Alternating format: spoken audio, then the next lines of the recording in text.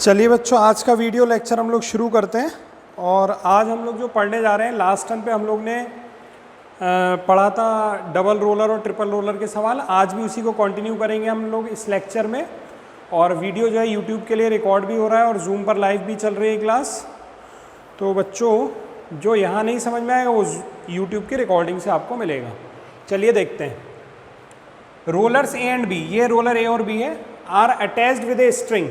Roller A और B एक रस्सी से बंधे हुए हैं। And a third roller C, और एक तीसरा रोलर है C, is placed above them, इसके ऊपर रखा हुआ है। एज शोन इन फिगर, जैसा आपको फिगर में दिख रहा है। कैलकुलेट ऑल रिएक्शंस, जितनी रिएक्शन आएंगी वो आपको कैलकुलेट करना है। इसके अलावा लेंथ ऑफ स्ट्रिंग आपको दी है, वेट दिए हैं और रेडियस दिया हुआ है।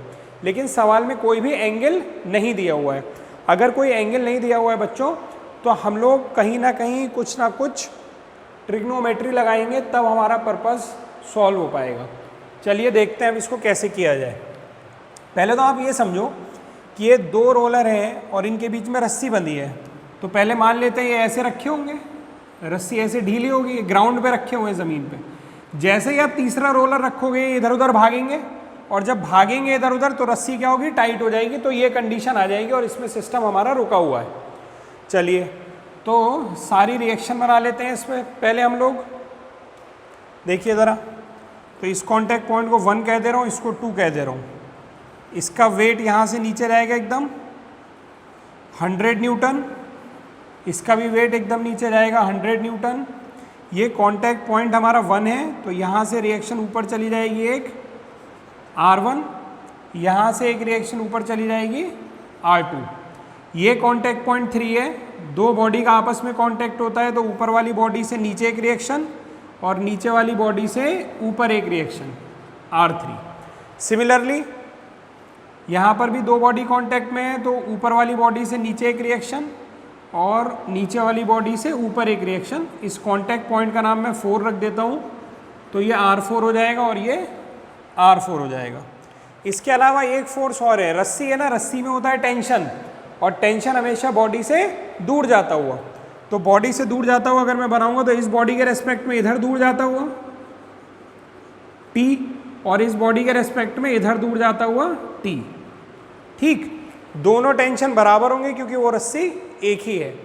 अगर हम इसका फ्री बॉडी डायग्राम बनाने की कोशिश करें तो बच्चों क्या बनेगा देखते हैं ज़रा।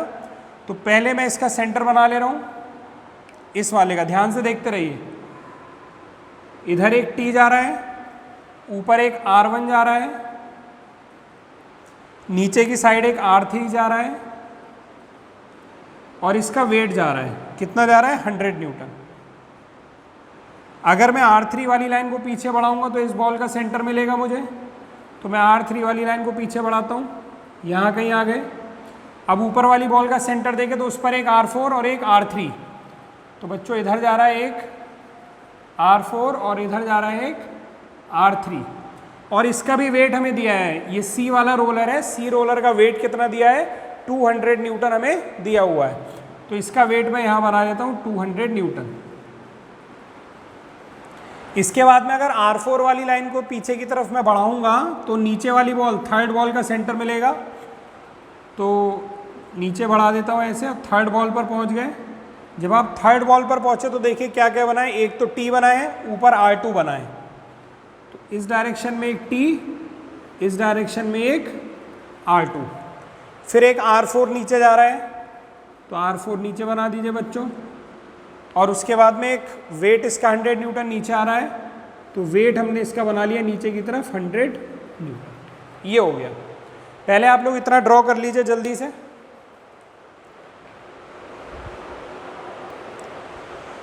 तो बच्चों हम लोगों ने फ्री बॉडी डायग्राम बना लिया। अब हमें एंगल की ज़रूरत है, बिना एंगल के तो काम हो नहीं सकता है। तो एंगल, कोई डिस्टेंस केवल दी हुई है, जैसे स्ट्रिंग की लेंथ 40 दी है, ये लेंथ 40 दी हुई है, और रेडियस दी हुई है आपको 30। और अच्छा, C वाले की मैंने रेडियस नहीं लिखी है, तो C वाले की रेडियस भी देनी पड़ेगी वरना काम नहीं होगा। तो C वाले की रेडियस मैं आपको दे देता हूँ 40। रेडियस थर्ड वाले रोलर की जो है वो 40 है। अब अगर हम लोग ध्यान से देखें, मैंने आपको पहले भी बताया है कि अगर हमारे पास सिर्फ डिस्टेंसेस दी होती हैं और कोई भी एंगल नहीं दिया होता है तो हम लोग ट्राइंगल बनाते हैं। हम सभी लोग जानते हैं कि ट्राइंगल में 3 लाइंस होती हैं, जिसमें से एक लाइन हम कौन सी चूज़ करेंगे, जो सेंटर टू सेंटर वाली हो, क्योंकि इसमें ट्राइंगल तो बहुत सारे बन सकते हैं, लेकिन हमारे काम का कौन सा ट्राइंगल होगा जिसमें एक लाइन सेंटर टू सेंटर वाली होगी। तो अब वो लाइन अगर हम सेंटर टू सेंटर वाली बनाएं तो आप लोग कहेंगे सर ये वाली लाइन सेंटर टू सेंटर जा रही है, बिल्कुल सही है। फिर कुछ बच्चे कहेंगे सर ये वाली लाइन भी सेंटर टू सेंटर है, और फिर मैं कहूँगा ये लाइन भी सेंटर टू सेंटर है, यानी यही ट्राइंगल है जो हमको बना दिख रहा है, जिससे हमारी प्रॉब्लम सॉल्व हो जाएगी। चलिए इस ट्राइंगल का कुछ यूज़ करने की कोशिश करते हैं। इसको यहाँ बना देता हूँ, यहाँ बना देता हूँ। एक चीज़ तो हमें पता है कि ट्राइंगल का जो बेस है वो एक्चुअली स्ट्रिंग है, वो डोरी है, और डोरी की लेंथ कितनी दी हुई है, स्ट्रिंग की लेंथ 40 दी हुई है, यानी ये तो पता चल गया कि ये तो 40 होना ही होना है, इसमें तो कोई भी इफ एंड बट है ही नहीं। इसको नापने की कोशिश करेंगे तो इसकी रेडियस प्लस इसकी रेडियस बच्चों कितनी है 30, और इसकी रेडियस बच्चों कितनी है 40, तो 30 और 40 मिलके कितना हो गया 70, यानी ये हो गई साइड 70। इसी तरह ये 40 और ये 30 रेडियस, ये भी मिलके हो गया 70। एक आइसोसेलेस ट्राइंगल है, समद्विबाहु त्रिभुज, और इसमें अगर हम लोग वर्टेक्स से परपेंडिकुलर ड्रॉप करेंगे तो ये आधा आधा बांट देता है, यानी ये डिस्टेंस कितनी हो गई 20 और ये डिस्टेंस कितनी हो गई 20। अब हम लोग ये वाला एंगल निकालने की सोचते हैं कि ये एंगल किसी तरह निकाल लें, जितना ये एंगल होगा उतना ही ये एंगल भी होगा, क्योंकि आइसोसेलेस ट्राइंगल है, समद्विबाहु त्रिभुज में जो साइड इक्वल होती है उनके सामने के एंगल भी इक्वल होते हैं। आप मुझे बताइए इसमें कॉस लगाना चाहिए, साइन लगाना चाहिए, टेन लगाना चाहिए, क्या लगाना चाहिए? आंसर करिए जल्दी से चैट में लिख करके, चैट में लिख के आंसर कीजिए। चैट में लिख के आंसर करिए, थोड़ा दिमाग लगाइए। इतनी ट्रिग्नोमेट्री तो आपको आनी ही चाहिए। हाँ, कॉस लगाएंगे, बिल्कुल सही है। तो अगर यहाँ पर मैं कॉस लगा देता हूँ बच्चों, तो चलिए कॉस थीटा बराबर क्या हो जाएगा, कॉस थीटा बराबर होता है बेस अपॉन हाइपोटेन्यूज, आधार बटे कर्ण, यानी कि 20/70। यहाँ से आप इन्वर्स करके जब थीटा की वैल्यू निकालोगे तो वो मैं आपको बता दे रहा हूँ कितनी आएगी,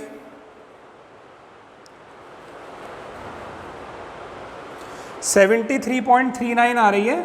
मैं उसको 73.40 ले रहा हूँ, थोड़ा बहुत अप्रोक्सीमेशन चल जाएगा। हाँ 73.39। अब ये एंगल देखो कहाँ पर है, ये एंगल मैंने ये निकाला है ना, ये निकाला है, यानी ये वाला निकाला है। अब ये किसके बीच का एंगल है, ये R3 वाली लाइन है। R3 वाली लाइन का एंगल है किससे, X जैसी लाइन से, T वाली लाइन मत बोलना, X जैसी लाइन से। तो R3 जहाँ भी आपको दिखे उसका X वाली लाइन से एंगल बना दो थीटा। तो R3 वाली लाइन यहाँ दिख रही है, इसका X से एंगल हो जाएगा थीटा।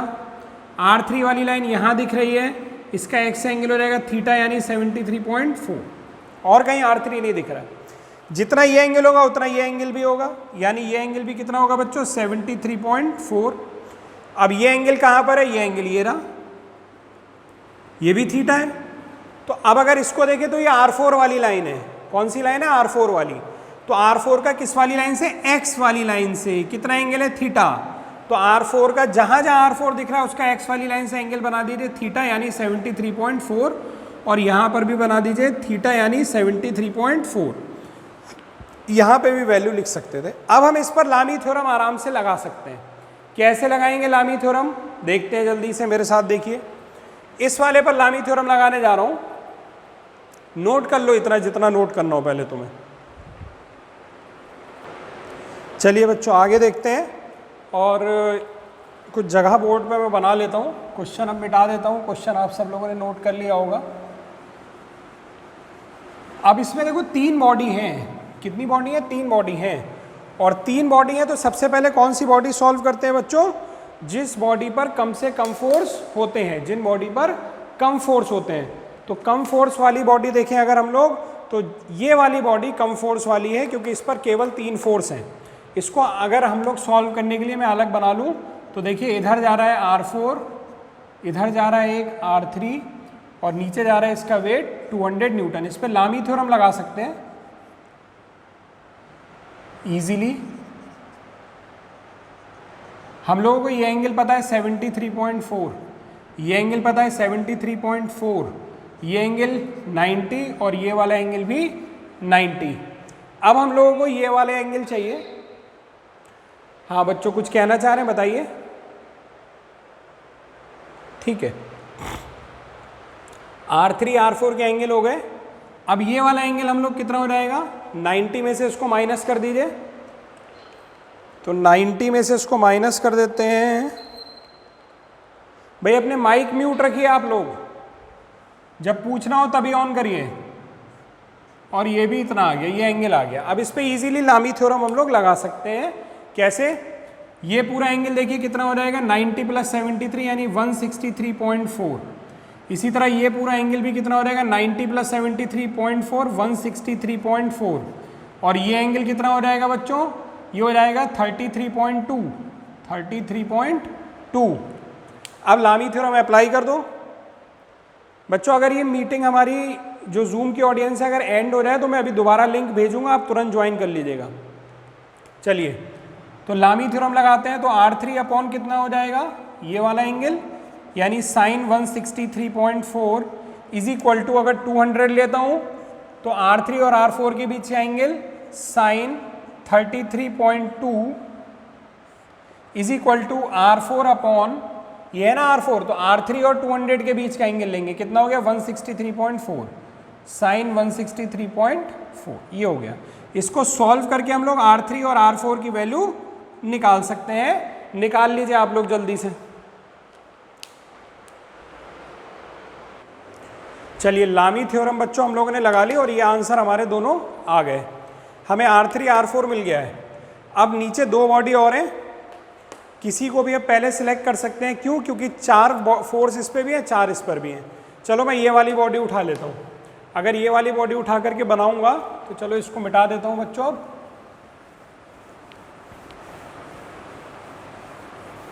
चलिए देखिए, तो मुझे इसके करने पड़ेंगे कंपोनेंट।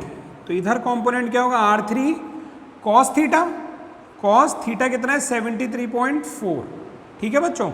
और एक नीचे हो जाएगा R3 साइन 73.4, ये हो जाएगा।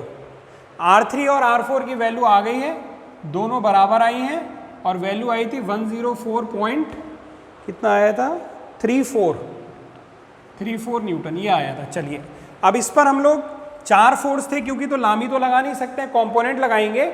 और कंपोनेंट लगाने के लिए हमारा क्या रूल रहता है फिर, sigma Fx0 and sigma Fy0। चलिए सिग्मा Fx0 करते हैं ज़रा हम लोग।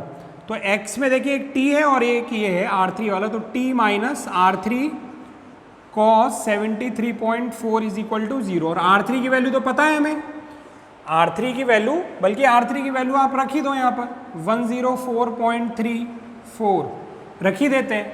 अब ये माइनस है, चलो थोड़ा बड़ा बड़ा लिख देते हैं। R3 की वैल्यू रख देता हूँ मैं 104.34 cos 73.4 इज इक्वल टू 0। अब ये वैल्यू नोन है तो इक्वल टू के उधर ले गए और इसको कैलकुलेटर से हम लोग कैलकुलेट कर ही सकते हैं। तो इसकी वैल्यू देखें बच्चों कितनी आ गई, 4.34 इंटू cos 73.4 29.80। टेंशन की वैल्यू आ गई 29.80 न्यूटन। सिग्मा Fy करते हैं, तो ये तो था हमारा सिग्मा Fx। अब सिग्मा Fy के लिए इक्वेशन बनाते हैं ज़रा। तो सिग्मा Fy में ऊपर R1 जा रहा है माइनस नीचे एक R3 साइन 73.4, तो R3 की वैल्यू डाल देते हैं 104.34 साइन 73.4 और माइनस इसका वेट 100 इज इक्वल टू 0। अब जो ये तो पूरी वैल्यू नोनी है आपको, तो इसे इक्वल टू के उधर ले जाइए। तो R1 बराबर कितना हो जाएगा, ये भी उधर जाके प्लस हो जाएगा 104.34 साइन 73.4 माइनस का 100 भी उधर जाके प्लस 100, तो ये हो गया। तो R1 की वैल्यू कितनी हो जाएगी, तुरंत निकाल लेते हैं हम लोग कैलकुलेटर से अभी। 104.34 इंटू साइन 73.4 ये आ रहा है बच्चों 199.99 अप्रॉक्स हम लोग लिख सकते हैं 200 न्यूटन। तो देखिए बच्चों यहाँ से हम लोग ने किसकी वैल्यू निकाली, एक टी की वैल्यू निकाली 29.80 न्यूटन, और एक हमने R1 की वैल्यू निकाल ली, और दो वैल्यू हमने यहाँ निकाल रखी हैं। ठीक, इसी तरह से थर्ड बॉडी को मैं सॉल्व नहीं कर रहा हूँ, थर्ड बॉडी को सिमिलर बिल्कुल इसी तरीके से जैसे इस बॉडी को किया है आप लोग खुद सॉल्व करिएगा, इसके कंपोनेंट कर लीजिएगा। चलो कंपोनेंट में कर दे रहा हूँ, R3 cos 73.4 इधर आ जाएगा और R3 sin 73.4 इधर आ जाएगा, और फिर सिग्मा fx0 सिग्मा fy0 करिएगा। अच्छा, सिग्मा fx0 करने से कोई फ़ायदा नहीं होगा क्योंकि हमें R3 और T तो पता ही है, तो केवल सिग्मा fy0 करते हैं। तो चलो छोटा सा है मैं कर दे रहा हूँ, सिग्मा fy0 करोगे तो ऊपर R2 और नीचे माइनस का R3 साइन 73.4 माइनस का 100 इज इक्वल टू 0। यहाँ R3 की वैल्यू रख लेना, R2 सॉल्व कर लेना, जो भी वैल्यू आएगी वो आपका आंसर हो जाएगा। तो इस तरह से देखो सारी कॉन्टैक्ट रिएक्शन भी आ गई और टेंशन भी आ गया। जल्दी से इसको आप नोट कर लीजिए। चलिए बच्चों क्वेश्चन नंबर 2 शुरू करते हैं। तो दो आइडेंटिकल रोलर हैं, और आइडेंटिकल रोलर का बच्चों क्या मतलब होता है, आइडेंटिकल रोलर का मतलब होता है कि इनका साइज भी सेम है और वेट भी सेम है। तो वेट तो दिया ही हुआ है, इस बार रेडियस नहीं दी है, देखेंगे रेडियस नहीं दिया तो क्या होगा। Identical roller are placed in a V groove, तो वी ग्रूव में रखे हुए हैं, as shown in figure, figure given है। Calculate all contact reactions. तो सबसे पहले तो बच्चों फ्री बॉडी डायग्राम बना लेते हैं।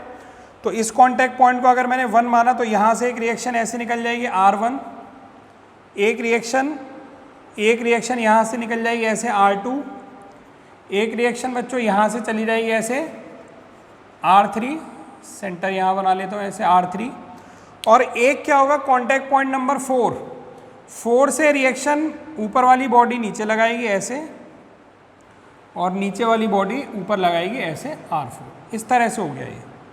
ठीक, यहाँ का जो एंगल है वो आपको 60 दिया हुआ है, इसका नाम हो गया R4 और इसका नाम भी हो गया R4। और इनके वेट 100 दिए हुए हैं, तो यहाँ इसका वेट WA बना दे रहा हूँ और यहाँ इसका वेट WB बना दे रहा हूँ। तो ये बना इसका फ्री बॉडी डायग्राम। ठीक, अब सॉरी ये इसके सारे फोर्स बन गया, फ्री बॉडी डायग्राम बनाना है। तो आप लोग भी ट्राई करो, मैं बनाता हूँ जब तक। पहले मैंने नीचे वाली बॉल बना ली, तो नीचे वाली बॉल का सेंटर यहाँ कहीं होगा, इसका वेट नीचे की तरफ 100 हमें दिया हुआ है। एक रिएक्शन ये निकल जा रही है R1, एक रिएक्शन ऐसे निकल जा रही है R2 ये वाली, और एक रिएक्शन जो है आप देखेंगे तो नीचे के डायरेक्शन में R4 जा रही है ऐसे, ये जा रही है R4 को अगर मैं पीछे बढ़ा दूंगा तो ऊपर वाली बॉल का सेंटर मिल जाएगा मुझे। R4 को मैंने पीछे बढ़ाया तो ऊपर वाली बॉल का सेंटर मिलेगा। उससे एक रिएक्शन ऐसे निकल जाएगी R4 ये वाली, एक R3 और नीचे इसका वेट R3 और नीचे इसका भी वेट कितना 100 हमें दिया हुआ है, ये हो गया। और साथ ही साथ X और Y वाली लाइन बना लेते हैं तो थोड़ा सा आराम हो जाता है उससे। चलिए ऐसे, इतना जल्दी से आप लोग बना लीजिए कॉपी में। चलिए बच्चों आगे देखते हैं। जिन लोगों ने मेरे पुराने वीडियो लेक्चर्स देख रखे हैं, जो मुझसे शुरू में पढ़ रहे हैं, तो उन्हें वी ग्रूव के बारे में मैंने काफ़ी कुछ बताया था। अब आप देखिए, ये इंक्लाइन प्लेन है ना, इस इंक्लाइन प्लेन का हॉरिजॉन्टल से एंगल कितना है 40। तो यहाँ से जो रिएक्शन आ रही है R2, उसका वर्टिकल से एंगल कितना बनेगा बच्चों 40। सिमिलरली इस इंक्लाइन प्लेन का एंगल हॉरिजॉन्टल से 40, तो यहाँ से एक और रिएक्शन आ रही है R3, उसका भी वर्टिकल से एंगल कितना बनेगा 40। याद है ये वाला पॉइंट आप लोगों को, इंक्लाइन का हॉरिजॉन्टल से एंगल, तो रिएक्शन का वही एंगल वर्टिकल से, लेकिन कौन सी रिएक्शन का, जो उसी इंक्लाइन प्लेन से आ रही है। सिमिलरली यहाँ देखो, ये भी एक इंक्लाइन प्लेन है, इस इंक्लाइन प्लेन का हॉरिजॉन्टल से एंगल कितना है 60। तो यहाँ से कौन सी रिएक्शन आ रही है R1, तो R1 का वर्टिकल से एंगल कितना हो जाएगा 60। ध्यान से देखो हमने कौन कौन से एंगल निकाल लिए। R3 का Y से एंगल 40, तो ये R3 है, इसका Y से एंगल 40। ये R1 है, R1 का Y से एंगल कितना निकाला है 60, तो R1 का Y से एंगल हो गया 60। ये R2 है, R2 का Y से एंगल निकाला है कितना 40, तो ये एंगल हो गया 40। लेकिन अभी भी आप लामी थ्योरम इधर नहीं लगा पाएंगे जब तक आपको R4 का एंगल ना मिल जाए, और यहाँ पर भी आप कंपोनेंट नहीं लगा पाएंगे जब तक R4 का एंगल ना मिल जाए। कैसे करेंगे मैं बताता हूँ। ये तो हमारी एक शॉर्टकट ट्रिक थी कि इंक्लाइन का एंगल हॉरिजॉन्टल से तो रिएक्शन का एंगल वर्टिकल से। कुछ बच्चे चाहते हैं सर हमें ट्रिक नहीं जाननी, हमें तो दिमाग लगा के निकालना है, तो चलो निकालते हैं दिमाग लगा करके। बहुत ध्यान से देखना मेरे साथ।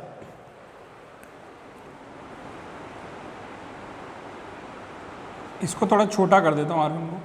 चलो सबसे पहले ये वाला 40 कैसे है ये देखते हैं। इसको मैंने ऐसे नीचे बढ़ाया, वेट वाली लाइन को ऐसे बढ़ाया। ये 40 है, ये 90 है, तो बच्चों ये वाला कितना हो गया 50, और 50 के सामने ये कितना हो गया 50। ये 90 है क्योंकि रिएक्शन सरफेस से 90 पर आती है, तो 90 और 50 कितना हो गया 140। तो फिर ये वाला कितना बचा 40, और 40 के सामने ये कितना हो गया 40। इधर आ जाते हैं, यही काम इधर कर लेते हैं हम लोग। ये वेट वाली लाइन को हमने ऐसे बढ़ा दिया, ठीक। अब यहाँ पे थोड़ा समझाना मुश्किल हो जाएगा क्योंकि डायग्राम हमारा छोटा बन गया है, तो इस बॉल को मैं अलग बना के बता दे रहा हूँ कि कैसे इसके एंगल निकले होंगे, ठीक है। यहाँ बना दे रहा हूँ इस बॉल को ऐसे। ये वाला एंगल हमारा 60 है और ये वाला एंगल हमारा 40 है, और ये इसका वेट हमने बना लिया। हालांकि वेट इस नोक से तो नहीं जाएगा, वो तो तभी जाता है जब दोनों एंगल बराबर होते हैं, लेकिन अगर आप ऐसा बना लेंगे तब भी आपके सवाल पर कोई फर्क नहीं पड़ेगा। अब देखिए यहाँ से जो रिएक्शन गई R1, देखिए ये 60 है, ये कितना है 30, तो ये कितना है 90, 90 30 120, तो कितना बचा 60। तो 60 के सामने ये कितना आ गया 60। देखिए R1 का एंगल 60। इसी तरीके से यहाँ से जो रिएक्शन आ रही थी R2, उसके लिए देख लो, ये 40 है तो ये कितना हो गया 50, ये 90 90 50 140, तो ये कितना बचा 40, और 40 के सामने ये कितना हो गया 40। देखो R2 का वर्टिकल से एंगल हमने 40 बना लिया। तो इस तरह से निकला है। बाकी जिन्होंने मेरी सारी क्लास अटेंड कर रखी है, वीडियो देख रखे हैं, तो उन्हें तो इंक्लाइन प्लेन देख के वो खुश हो जाते हैं कि इसमें तो एंगल मैं ऐसे ही निकाल लूँगा जल्दी से। लेकिन इतना सब करने के बाद भी अभी एक एंगल रह गया, वो R4 का है। जब तक वो नहीं निकलेगा तब तक हम लामी थ्योरम नहीं लगा पाएंगे। यहाँ पर कुछ दिमाग लगाइए आप लोग, कुछ सोचिए आप लोग कि क्या किया जा सकता है। सोचिए सोचिए, पेन वेन चलाइए थोड़ा।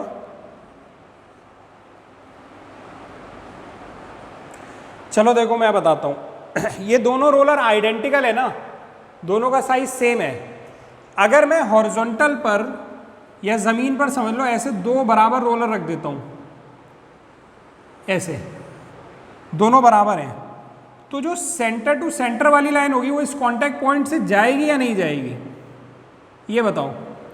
सेंटर टू सेंटर वाली लाइन इस कांटेक्ट पॉइंट से जाएगी या नहीं जाएगी? अगर दोनों बराबर हैं तो यस या नो में आंसर करिए जल्दी से।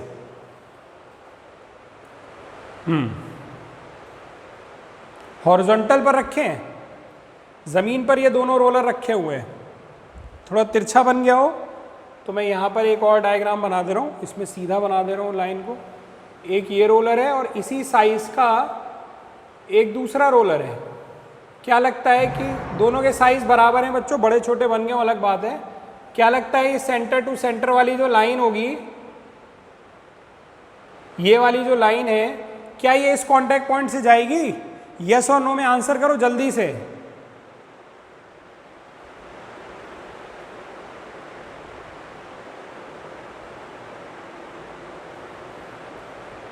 ठीक है, जाएगी।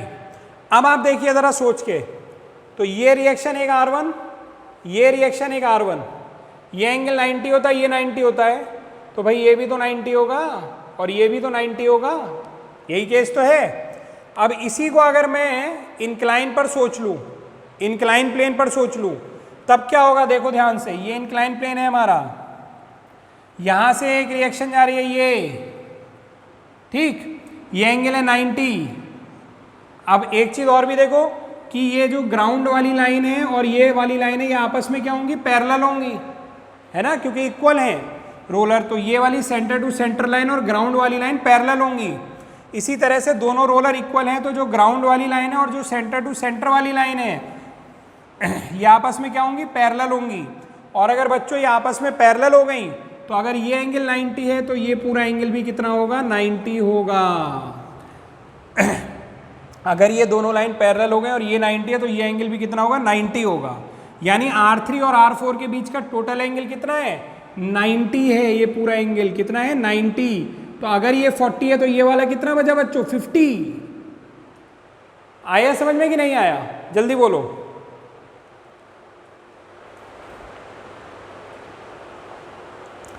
यस या नो में जवाब दो जल्दी से, अभी 5 मिनट में खत्म हो जाएगी क्लास। जल्दी से जवाब दीजिए सब लोग, ठीक है। शिव शंकर प्रजापति, गोविंद कुमार भारती, मृत्युंजय सिंह, बलराम साहू, सबका यस आ रहा है मेरे पास। इट मीन्स और भी काफ़ी सारे बच्चे लिख के भेज रहे हैं, किशन, सोनू, महेंद्र, सबका यस आ गया मेरे पास बच्चों। ठीक है, आगे देखते हैं। यानी ये पूरा एंगल 90 हो गया, ये 40 है तो ये 50 हो गया, इतना बचा एंगल। और अगर ये 50 हो गया R4 का एंगल Y से, तो यहाँ भी तो R4 है, इसका भी एंगल Y से, सीधे सीधे कॉपी पेस्ट कर दो, ज़्यादा सोचना ही नहीं है। R4 की वजह से ही तो बात फंसी हुई थी। तो R4 का अगर यहाँ Y से 50 है तो R4 का यहाँ भी Y से कितना होगा बच्चों, 50 होगा।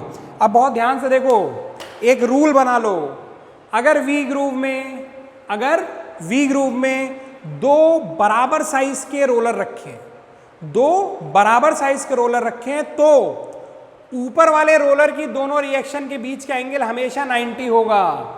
अगर V ग्रूव में, रट लो इस बात को एकदम, अगर V ग्रूव में दो इक्वल साइज के रोलर रखे हैं तो ऊपर वाले रोलर की दोनों रिएक्शन के बीच का टोटल एंगल कितना होगा, 90 होगा। अब ज़्यादा सोचना नहीं, एग्जाम में सवाल आए डायरेक्ट 90 लिख देना। मैंने यहाँ कुछ लिखा थोड़ी है, ये एग्जाम में समझाओगे थोड़ी, तुम डायरेक्ट लिख देना। अब वापस आते हैं अपने सवाल पर हम लोग। तो अब देखिए, ऊपर वाले पर हम लोग लामी थ्योरम आराम से लगा सकते हैं, है ना।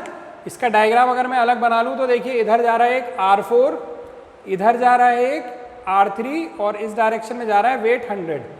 ठीक, ये पूरा एंगल देखो कितना हो जाएगा, ये 40 है तो ये कितना हो गया 50 और ये कितना हो गया 90। तो ये पूरा एंगल हो गया बच्चों। चलो यहाँ पे भी लिख लेते हैं अलग अलग। ये 90 है, ये वाला हमारे पास 50 है, ये वाला हमारे पास 40 है और ये वाला हमारे पास 50 है। ये 50 तो ये वाला 40 और ये वाला 90। तो लामी थ्योरम इजीली लग जाएगी बच्चों। तो लिख देता हूँ मैं R3 अपॉन ये पूरा एंगल आएगा यानी sine 130 is equal to 100 upon, अब मैं डायरेक्ट लिख रहा हूँ, तुम लोग चेक करना, और R4 अपॉन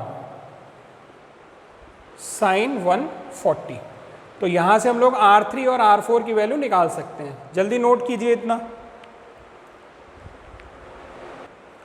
चलिए स्टूडेंट्स, तो यहां से लामी ला के R3 R4 की वैल्यू तो निकाल ली। अब यहां पर हम लोग आए तो इसमें भी 1 2 3 4 फोर्स हैं, यानी कंपोनेंट लगाना पड़ेगा, लामी तो नहीं लगेगी। और R4 की वैल्यू पता चल चुकी है, तो R4 की वैल्यू मैं यहाँ रख देता हूँ बल्कि, तो ये हो जाएगा 64.27। ठीक, अब कंपोनेंट कर लेते हैं ज़रा। तो जब आप कंपोनेंट करोगे तो R1 का पहले करते हैं, तो इधर आ जाएगा R1 साइन 60 और इधर आ जाएगा R1 कॉस 60। R2 का करोगे तो इधर आ जाएगा R2 कॉस 40। थोड़ा सा और साफ कर दे रहा हूँ बोर्ड ताकि अच्छे से दिखे आपको।